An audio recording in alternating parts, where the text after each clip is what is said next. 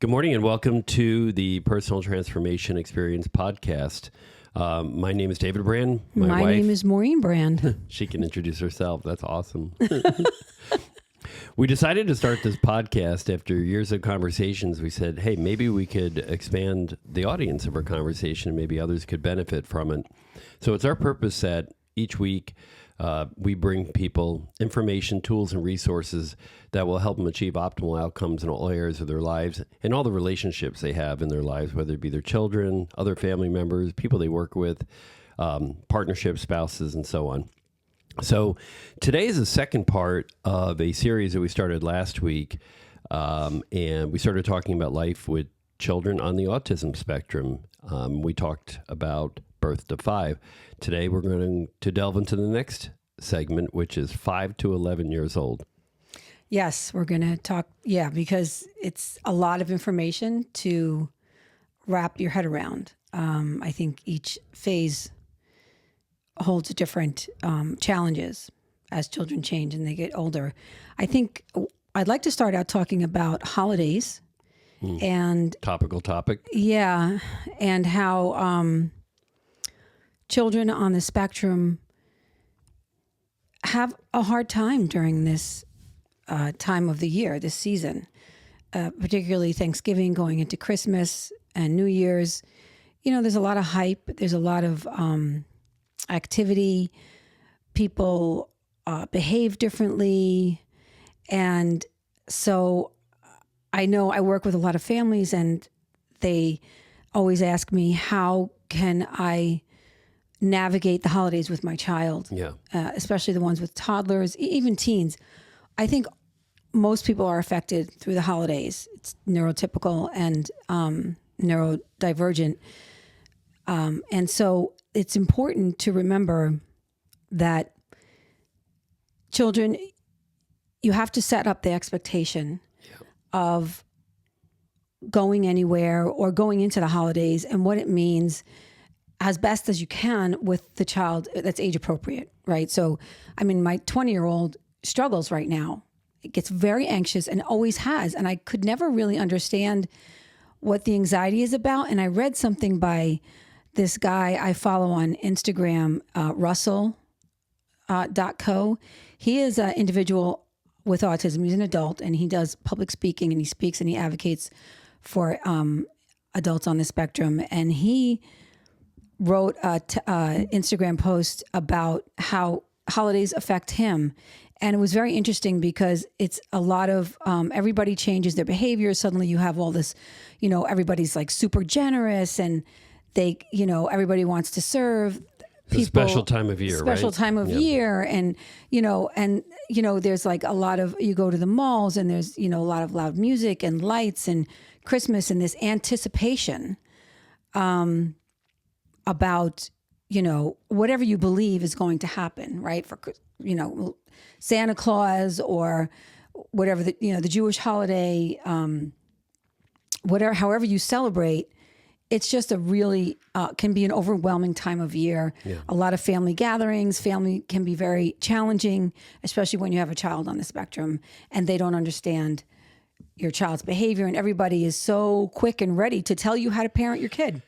And I think one of the things that's a great segue, because I think one of the things we really wanted to kick off today was talking about this idea of flexibility too, right? And not just, obviously you want to try and teach your children flexibility. It's a good skill to have. And we know that children on the autism spectrum, for the most part, do struggle with flexibility. Yeah. Even when you try and set right expectations and try and manage those expectations. But then also parents, whether you're on the autism spectrum or you're neurotypical, you have to be flexible also. And that's something I learned somewhat the hard way early on. And this is kind of where we kind of came together, because to bring everybody back up to speed, when we met, our 3 kids were 4, 5, and 6, right? So we were just entering the zone that we're talking about today. And I was kind of used to, we're going to do this, and then we're going to do that, and we're going to do this, and we're going to go here, and we're going to go there. And then all of a sudden I realized, wait a minute, we can't do everything that I planned. Right. The kids don't handle it. And I kind of already was there because I have one child Yeah. who is on the spectrum, who wasn't diagnosed until they were 6, but I started automatically modifying and accommodating them well before, because I knew my child doesn't have that kind of stamina. Right. The sensory, they get overloaded. I realized that they got overloaded, and I knew when I needed to stop before. I needed to take a full stop before things went over that edge. Well, I had a child that get overloaded too, but Yeah. I wasn't aware that that's what was happening. Yeah. Right. Because, and we talked about this a little bit last week, where your child might have exploded and been more these external events. I had a child that kind of internalized things and literally would collapse to the floor. Right. And they were diagnosed with autism much later in life. But they were not coping and they were not handling things well. I didn't realize, and I kept pushing forward. Yeah. And so I think as far as managing expectations, it's so important to be as proactive as you possibly can. You can't care what people say, what family says, what they think that you should do, or how you can handle your child. Right. You have to know your child, and you have to create those boundaries, right? So those boundaries are in place, and whether or not anybody likes them doesn't matter. When you have a boundary, you create the boundary. The other person doesn't have to do anything. You Right. have to maintain that boundary. That's up to you.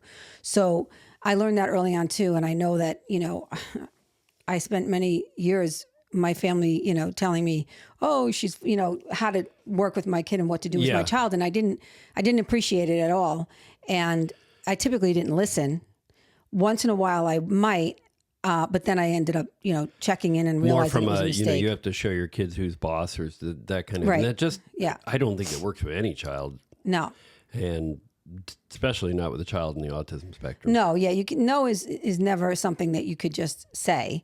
You have to say, sure, yes. It always has to be yes, and as soon as you do this, or as soon as that we spoke about this the last time, and that's so important. But I think going back to being prepared.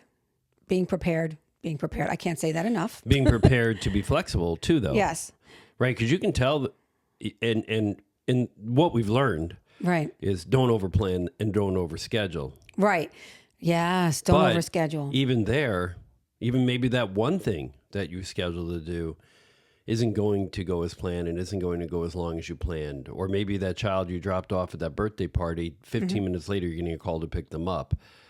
Yes. Right? Yes. And I wished we don't talk about it a lot, but, we found over the years, we found meditation and following the Four Noble Truths, the Eightfold Path to be helpful in our lives and dealing with things. And I think about, 10, 15 years ago, if I'd really thought about it, the two first concepts of the Four Noble Truths is there is suffering, there was a cause of suffering, right? And I think about all the times that I suffered as a parent and made the children suffer right. because I held on to this notion that this is what we plan to do today. And I clung to this notion that we have to do those things that we plan to do today. Right. We plan to go to the zoo, and you have then to we were going to finish. go lunch, and we have to finish. And that was always like It was what I rigid. hung It was on very to. rigid. I was rigid, right? Yeah. Which is funny because we talk about autism and we talk about rigidity, but I was rigid, Right. in creating a schedule for the children that had to be completed, come hell or high water. I couldn't let it go. And then I lived with this disappointment or suffering Yes. over not being able to do what I wanted to do with the kids. But I think that's not uncommon for all people, all adults.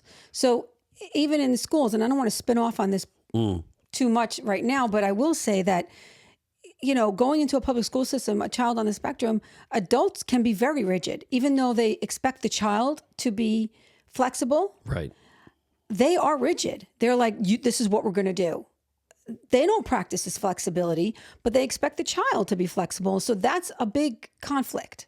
But we'll get into that later. But I want to back up to expectations. And you have to be really careful, because when you set an expectation, especially with a child on the spectrum, I think when you tell them, we're going to do this, this, and this, right?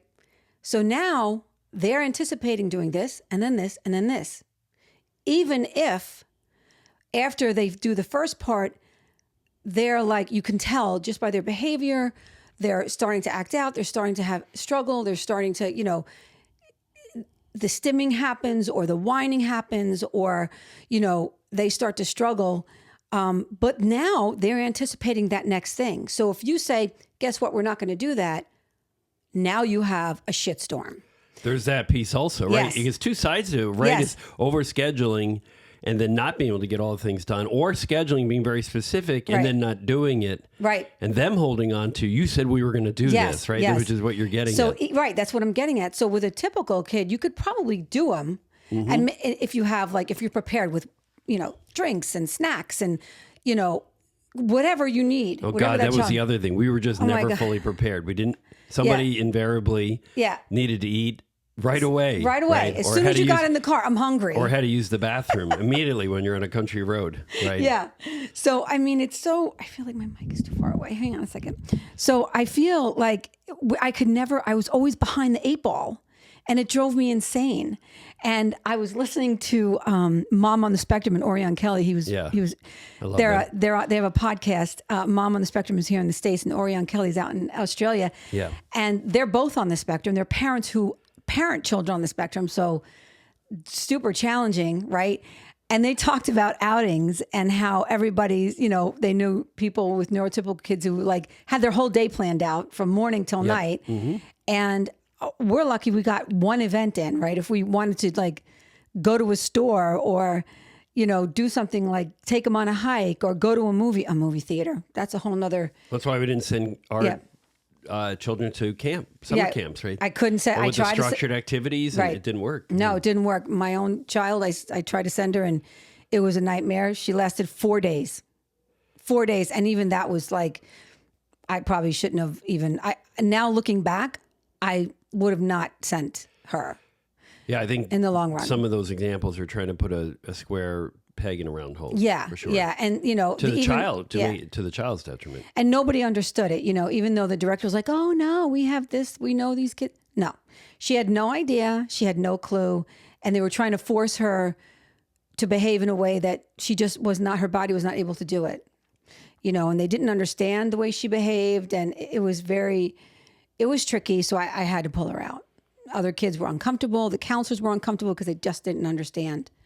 And I was like, this is not working. It's not going to work. So there was a couple of great camps where I knew the counselors. I became friends with the parents of those counselors because they were all high school kids. One, Anthony, his mom was a high school special ed teacher. She was wonderful. He was amazing, and he's the one that gave Finn the nickname Sav Star. Oh yeah, because she was always like to be the star of the movie, Right, theater and stuff, right. acting. So he really understood her, Yeah. and he was amazing. And so it was a successful camp. That was when we moved. Oh, the It was theater camp you're talking about. Yeah. Well, I don't know if it was a theater. It was just a regular summer camp, but they had theater. Yeah, the theater camp went well. I remember that. Yeah, Like theater. 6-7 years ago. Yeah. Yeah. So, but back to the holidays, I think it's so important to remember, as much as I think everybody stresses the holidays. I don't know one person, you look at those stupid commercials and you see these people, skipping through the mall and finding a tree, and it's bullshit. Well, it's stressful. there may be families that, I don't know. I don't think know. there are any- Every family's yeah. different, and you want to be careful not compare yourself. And Yeah. that's where I struggle too as a parent. Is like, well, these people don't seem to have the problems I'm having. Well, but you're only seeing you don't know what's going on behind the scenes. I'm sorry, I have a hard time believing that not every family has a little bit of stress during the holidays. Yeah. Listen, if you're a family and you have zero stress and you're like the commercials where everybody's happy and Christmas cheer, reach out. And I'd like to hear from you on what you're doing, because I guess I'm, Well, but again, even if you get advice from somebody, which you just said you didn't like, right? Well, I'm not earlier. looking for advice. I just would like to know that somebody, is somebody actually having that experience. But they may not have children on the autism spectrum, right? So it wouldn't be relevant to our experience. No, I guess not. But my point that I'm trying to say is, I think every family during the holiday season, there's a little bit of stress during holidays. It just is. Yeah, Because and the other things change. piece that I'm a big energy believer in changes. is stress is directly related to how adaptable you are to your external environment. Right. And not all stress is bad. Agreed. Yeah. But so what I'm trying to say is when you have children on the spectrum, that stress can be magnified. Absolutely. And you're having a different experience than neurotypical families would have. Yeah. With neurotypical kids. No doubt about it. And I think, a lot of parents like, I don't understand, like it's so difficult and they really struggle and they're, melting down. I can't get them to do anything. Well, I think sensory wise, I think they're overwhelmed. I think a lot of that is, my experience has shown that it typically comes down to sensory input and the expectation of all these sort of rituals and plans and things that we have during the holidays, however you celebrate. These are things that, you kind of put through and do, even though you're not really, may not be on board with them. It's not something that you ever was asked to buy into. So we've kind of talked about so far flexibility we need to have. We talked about managing expectations. We talked about children's limitations. We talked about not knowing what to expect and being prepared for the unexpected.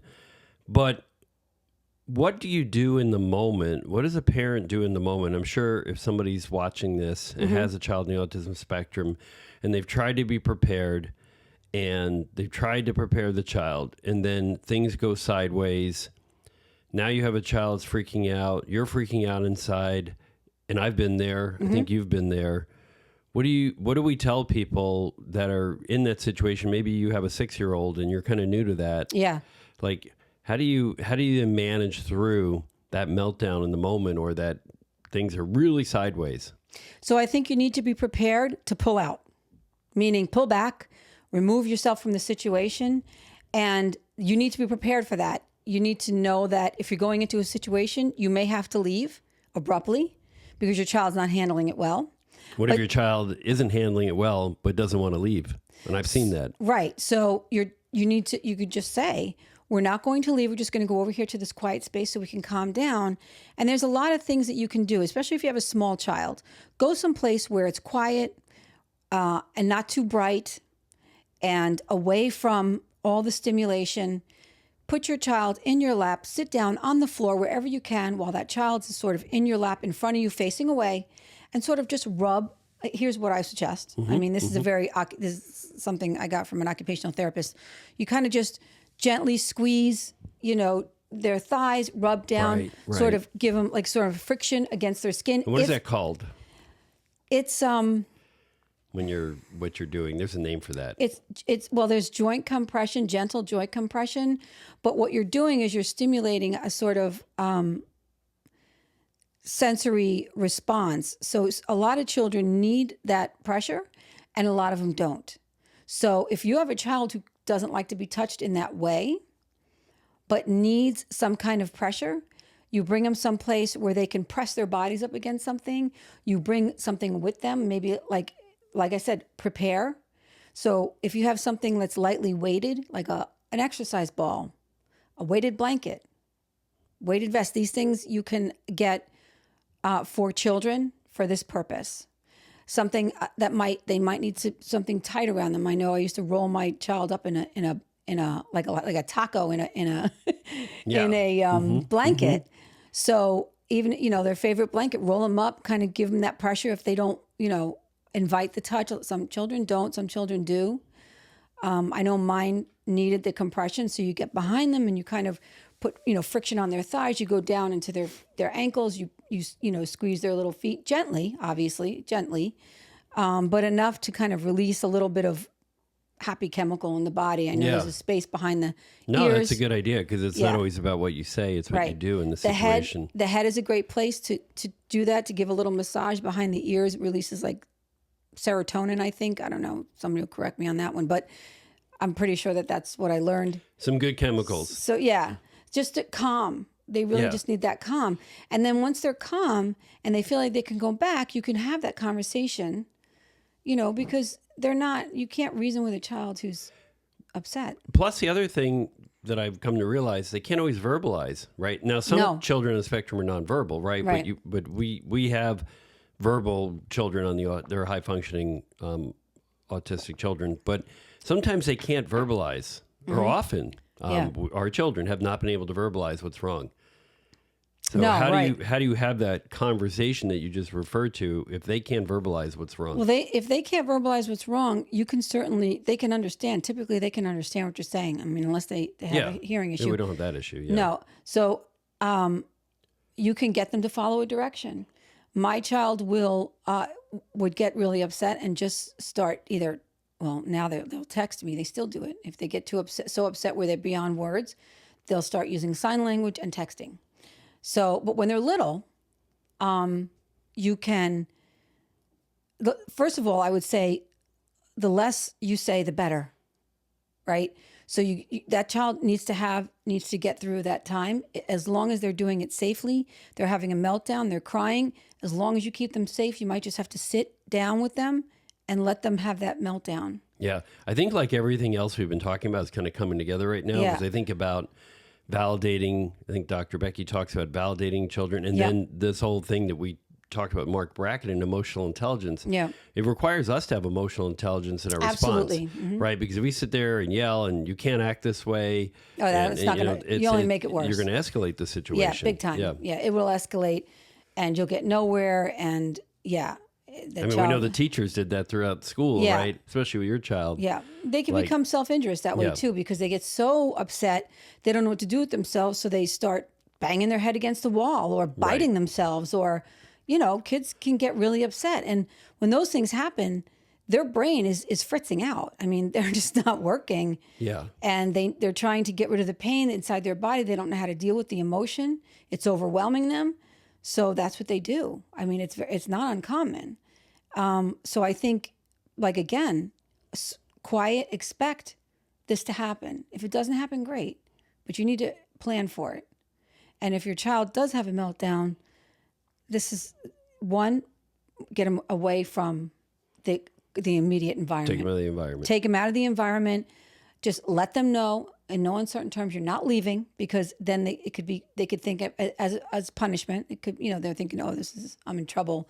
I'm leaving because I have bad behavior. Right. No. So things like, well, if you continue to act this way, we're going to go. Right. No, you That's can't. Not. We're going to validate. It looks like you're having a really hard time right now. Right. We're going to go over there where we can calm down, you and me together. I'm not leaving you. You're safe. We're not leaving. We just want to find a quiet, safe space where you can kind of reset. And most children will understand that, right? And if they're still freaking out, you have to carry them and bring them away. If they're small enough to do so. Yeah, if they're small enough to do so. Yeah, well, we're not talking about teenagers yet. We're still in 5 to 11. You might be able to carry your 11-year-old. So, and you can't, a lot of people will be looking and, telling you, you have to just walk away, ignore them. Right. Unfortunately, you have to ignore them and just tell people, look, I got this. I don't need your help. Because if people start coming in and trying to help you, that child's going to get even more overwhelmed. Mm-hmm. Right? So I think but again, that proactivity. And never compare your kid. Don't attention. say, things like, do you see anybody else acting this way? Oh, gosh, none of those things are going to be helpful at all. Yeah. Yeah. I think it's really important to just focus on your child, know your child's needs, recognize before they have the meltdown. There's always tells. You could always tell when a child, their facial expression, they might have a pained look on their face. They're not acting out yet, but you can see it in their face. You could see, if they stim or if they have other behaviors. You should be able to tell by the time they're 5 years old or 6 years old that they're starting to get upset, right? Most people can. And if not, pay, attention and try to understand what happens just before your child melts down. There's typically some behaviors or signs that you'll recognize that will say, okay, I feel like this is happening right now. Like we're just before a meltdown. So what do you do if you have a child that's less, 5 to 10, and gets invited to a party at a friend's house, a drop off? How do you? So typically with drop offs, I would ask the parents if I would say, look, I want to bring my child, but if you don't mind, I'd like to stay and make sure everything's okay. And you have to explain to people, she's different or he, and they might get overwhelmed, and I'd like to be here. So if there's any way I can help you, I'd like to stay and help, with whatever you need, just in case my child needs to leave. No, I like that because you're not Yeah. saying, because the one approach could be, just explaining to parent, like, hey, they might act up, you might need to call me. And that's going to probably alarm them, right? Make them nervous. If they don't already know you and your child. So I think it's a great constructive solution then to say, hey, we really appreciate the invite, but sometimes the behavior is a little unpredictable. And I would just like to stay just to ensure that, one, I can help you with this event, and two, just to make sure there's no disruptions that can't be handled. So, that is a good way to, I like it. I don't know if I'd say their behavior can be disruptive or unpredictable. I would just say sometimes they have a hard time. Okay. And get overstimulated. Yeah, and we've talked about this many, many times about children. They're not giving you a hard time. They're having a hard time, and you have to change the way to shift your mindset around that. Yeah, I think when you say unpredictable behavior, people think that child can control it. But what people don't understand is they actually cannot control their behavior. They can't. And again, to quote Wayne Dyer, when you change the way you look at things, the things you look at change, right? So if you're looking at a child who's having meltdowns and as if they're a spoiled brat, or they're doing this on purpose, or they're doing it to hurt you personally, or manipulate you. Manipulate That's a big one. you, because we've heard teachers say that, then things are going to fit that perspective and that narrative, right? But if you change a narrative and say, there's a kid here who's got, a brain that's not typical, and their brain is perceiving their external environment differently than most people. And sometimes the external environment becomes overwhelming and causes them to not be able to deal with that sense of overwhelm. And they can't control it. And they can't control it. Then that becomes a whole different thing altogether. Yeah. It's tricky. So, that's how you have to navigate it. And again, you have to set those boundaries. Right. And not feel uncomfortable about it. This is who your child is. You know your child best. And so I would just say, move forward with confidence that you're doing the right thing for your child. Because when you go with your gut, you'll never lose. Yeah. You'll never lose. When your gut says this is not right, go with it. Because I will tell you 100% of the time, my gut was always right. When I went against it, it was wrong. So, as a parent or a caregiver, you know your child pretty well. So you want to talk about the school environment too a little bit, which you've kind of alluded to, but it's hard to navigate. It was definitely hard for both of us to navigate. And we'll get into later talking about IEPs and 504s and all that stuff, because that becomes even more important, unless you want to get into it a little bit now. But I think you also have the other piece, which is socially, right? How are these children navigating the social environment? Bullies, right? Even a teacher can be a bully. I was bullied by teachers as a child. Yeah, oh yeah. People who don't believe in autism. I know people I've talked to, they don't think autism's real. They think it's just a way to label somebody that's not behaving correctly. Yeah, it's like I had a teacher, she, I told her, my kid was diagnosed with autism. Oh, she's not. No, she's not. She's perfect. And I'm like, I'm not telling you right. It's like you're saying, oh, my child, is overweight. Oh, they're not. They look great. No. Like, at first I would never say that, but this is an autism. Oh, I've heard things like, oh, they're not autistic. They just march to their own drum. Yeah, people they think it's a negative thing. There's nothing negative about being diagnosed with autism. I mean, I know some amazing people that are on the spectrum. But you need the diagnosis, and that's the other thing. The labeling. And that's a whole nother piece that I don't know if you want to just create another podcast for, is how to get your child diagnosed. Because if you don't have the diagnosis, right, then there's a lot of services that don't follow. Right. And there's a lack of an ability to hold teachers and other professionals accountable when there's no diagnosis. Because then you can just say, I think my child is autism. Oh, really? Well, how do you know? Do you have a diagnosis? No. So that's your opinion, right? But when you have a diagnosis, a medical diagnosis, because it is, medically diagnosable. You can get the services you need, especially in early intervention. And hold teachers accountable delivering those services. They can't say, I don't think they're autistic, so I'm not going to deliver those services. Right. I mean, it's just like getting diagnosed with diabetes.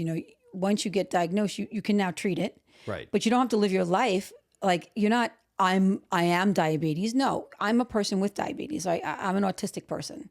So I'm a child with autism. I'm a child with right? autism, or I'm an autistic person. Yeah. My child would say I'm an autistic person. It doesn't mean that, I'm limited in any way, but as far as what I want for my life, but I know how I need to navigate the world, and I know what I can do, what my expectations are for myself. And you do know your own limitations, right? So a person with diabetes, for example, may not be able to eat a couple slices of pecan pie because it's too much sugar, right?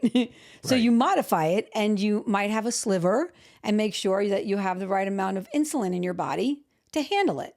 Well, that's even true right now for me, right, when it comes to alcohol, because even a little bit of alcohol is triggering something, Right. that I want to avoid. So I now have had to modify and go out and, Right. like, I'm waiting for my shipment of Yeah. non-alcoholic bourbon from Spirit 74 to arrive. Right. So I can So still you can enjoy my old-fashioned Right. without it having alcohol in it and having it affect me physically. Right. So when you have autism, when you're a person with autism, it's just a matter of understanding how, setting your own expectations, or when you have a child with autism, Right. understanding what their limitations are, knowing that, okay, we're going to go out, we're going to do something, and we'll probably have to be done in 2 hours, if that, Right. right? Or just saying, you know what? We'll be there as long as you can be. Right.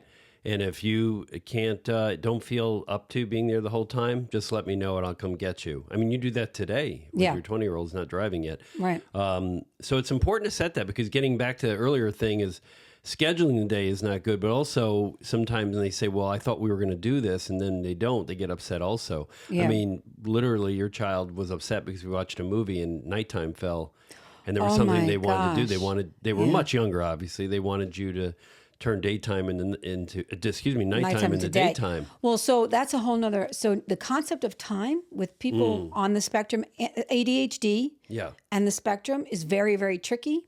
So the concept of time, they typically look at time as either now or later. There's no half hour from now, 3 hours from now, 15 minutes from now. That is an abstract concept that they don't understand, typically, right? So when you say you have to give them a specific time, say at 12 o'clock, we're going to do this. So make sure you keep an eye on the time, or you keep reminding them. And then you could use concepts. You could use, say, 10 minutes, 5 minutes, 3 minutes, so this way, and then you build up to it, right? So in 5 minutes or in 15 minutes, we're going to leave. Remember, honey, in 10 minutes, we're going to go. In 5 minutes, we're going to go, right? Or you can have a visual. Some people use just a visual where, you have a clock with no numbers. So as the clock goes up, color changes. And when it's time to go, the whole thing is purple. Strategy. Yeah. There's timers that you can get, an app timer that when the 1 minute is up, it shows a picture of a cartoon character. So when you get to see the whole face, that means it's time to go. So expectation as far as time goes is really important. But yeah, so, I mean, how do you tell a child that we're going to start watching a movie at 4 o'clock in the winter, by 6 o'clock, it's going to be dark, which is kind of what happened. These things are going to happen, and you can't be perfect. Prevent everything. You can't prevent everything. It's more about how you respond to it. Right. How could I possibly know what's going on inside my child's mind that they wanted to go out before the, You didn't anticipate that. I didn't anticipate that. I didn't know that that's what they were looking to do. There's nothing you could have done to prevent that. Right. And sometimes you just have to give yourself grace and say, there was nothing I could have done differently to prevent that. Right. It's right. really how do you respond now in the moment? Too far away here. Too. Yeah, no, I agree. It's really tricky because you don't know. You're not inside their mind, and you never can be. You don't know what the internal event, as they say in the ABA world, is. You can only go by what they say, verbalize, and their behavior. We talk about that at work with people. Don't focus on the internal event when somebody's not giving you the behaviors you expect according to the job description. Just talk about, you do understand this is what we expect, and this is what we're seeing. This is the behavior, right? And you address the gap. Right. And that's really all you can do, because you can't get inside somebody's head and anticipate every single thing they're thinking or going to think. That's exhausting and it's impossible. So I think it's best, to just focus on, as we have been today, is how do you respond in the moment, right? the child now. And how did you respond? And well, I'm sure everybody watching would be like, what the heck did you do? Because obviously you couldn't make that possible. Oh my gosh. So it was so tricky. I mean, when they jumped up from the couch and realized it was dark and screamed and ran out of the house down the road, like I basically just had to go after them. It was, my first thought was, this is not safe. Right. So, right. We always have to keep our children safe. Yeah. So, I mean, at first I let them run out of the house. I was standing on the steps. But as soon as they crossed that line past the driveway, I bolted and I literally ran after them. Thankfully I can run. So I was able to run after them and I was faster than, my 7-year-old. And I grabbed her. That sounds like a TV show. Can you run faster than a 7-year-old? 7-year-old, yeah. So I was able to get her and literally carry her back, and she was screaming and fighting. And I just brought her inside the house, and I let her just kind of have her meltdown. I kept her safe. I didn't really talk.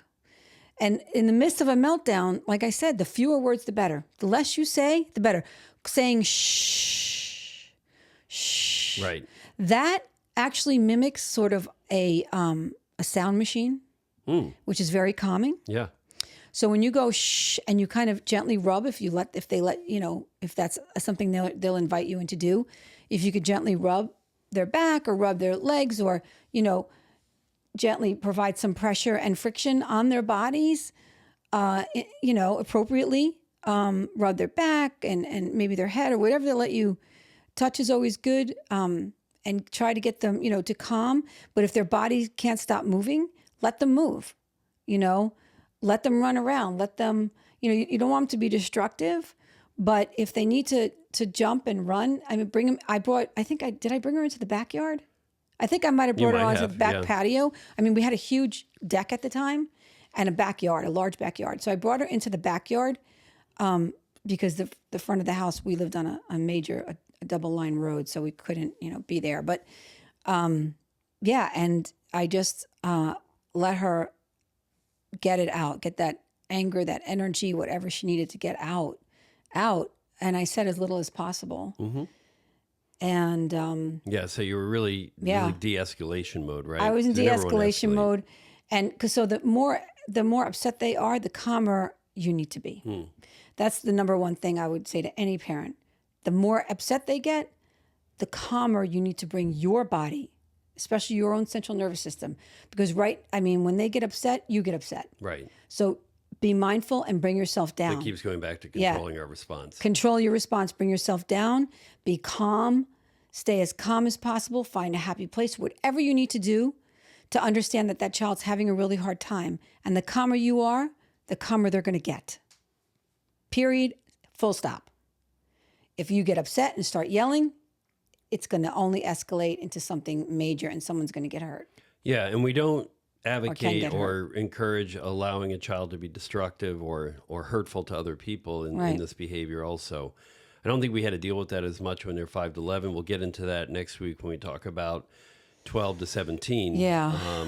Where we endured things like holes in the walls and stuff like that. Yeah, I had a wonderful developmental pediatrician in New York. Trying to remember her name.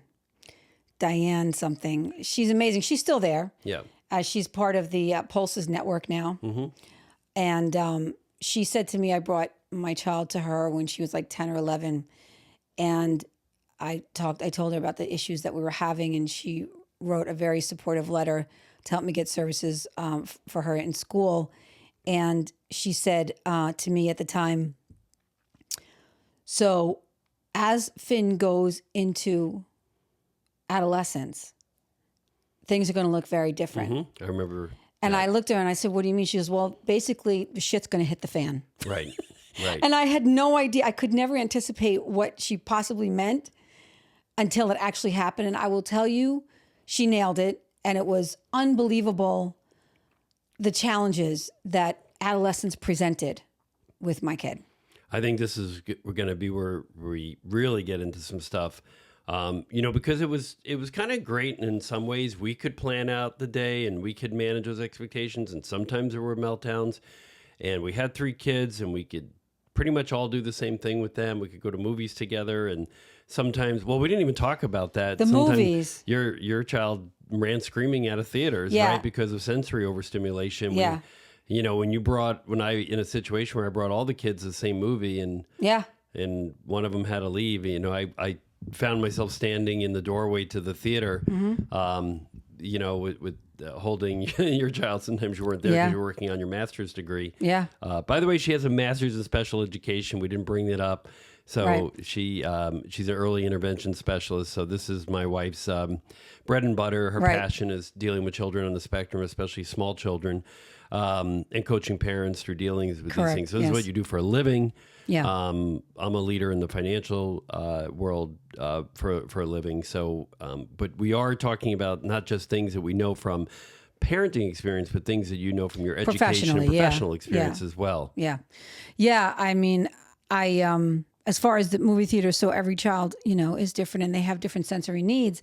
My child, I realized this early on when they were just a toddler that they did not handle visual stimulation well. TV, any kind of screen. We'll talk about what happened with Dora early on. So she was what, like, my God. Before I met you. Yeah, so. she 18 months, 2 years old, right around there.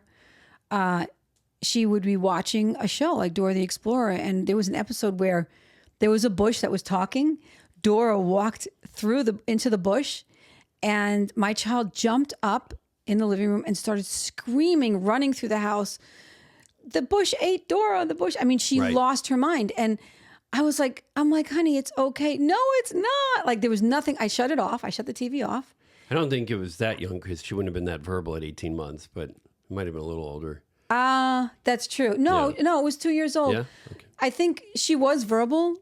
She would talk. She would say things. It was hard to understand her. And a lot of times she was very, very quiet. Yeah, it was with mine as well. But when she was having a meltdown, those words came. Okay. And I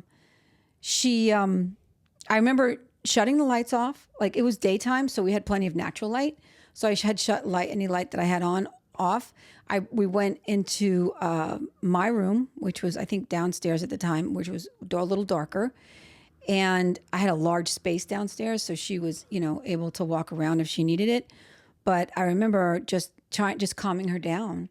And then it happened, it happened again watching this other show called Jack's Big Music Show. It was really cute, where there was like the whole shack that they would play their music in started shaking, and she started freaking out. Again, same thing. There's an earthquake. The house is going to fall down. Like, she didn't.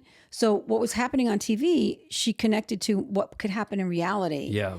And so she really struggled with that visual piece. So I stopped watching TV. She also struggled with the difference between reality and fantasy and story. Yeah. Still does, in a some story. extent. So, and then when I moved, we started dating a couple of times. You took the kids to the theater. I remember the first time, I didn't realize, Finn was like, oh yeah, I want to go to the movies. And halfway through the movie, something would happen. Well, I to know the exactly main what there character. were. Shrek lost their home in Shrek 2 or Shrek 3, whichever one that was. And that was very distressing. And then Romeo and Juliet with those garden gnomes, and the one got run over by a car. Yeah.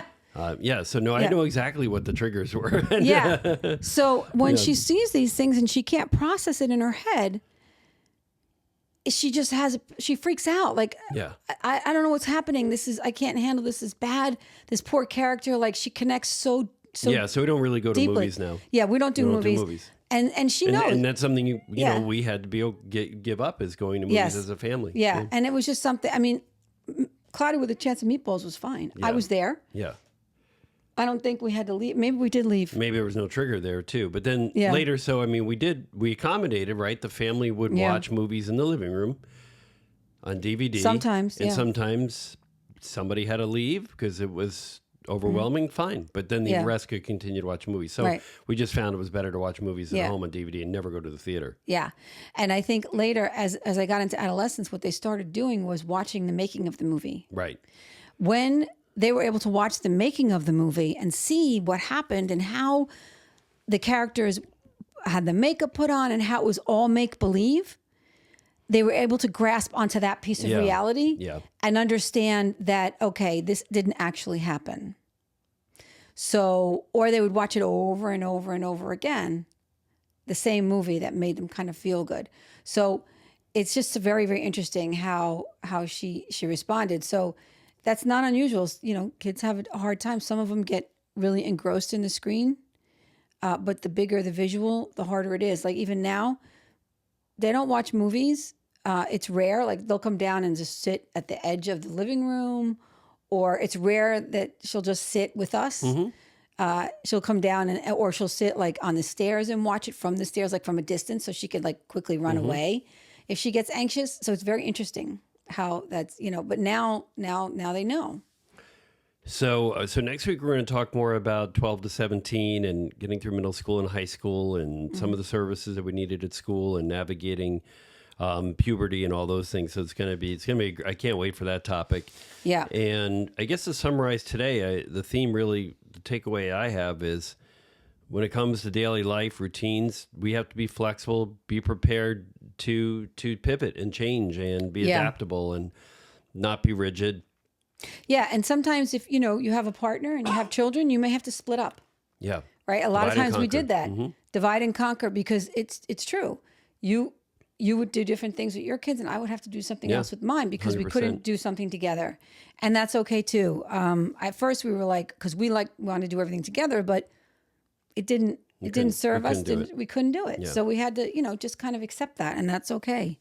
So, I mean, I would say, right, to wrap it up, you want to understand that the holidays can be very stressful and anxiety ridden for children on the spectrum because of the overstimulation, the expectation, and the rituals that they're expecting. I mean, it's exciting, but at the same time, it makes them anxious and depressed, you know, especially knowing that once the holiday is over, there's this, like January, everybody kind of just falls back into normal routines. Yeah. And all the excitement is over and everybody's back to the way things were. Like a letdown. Like it's like a letdown, right? So that's triggering for little ones. So try to maintain a routine as much as possible, structure and routine throughout your day.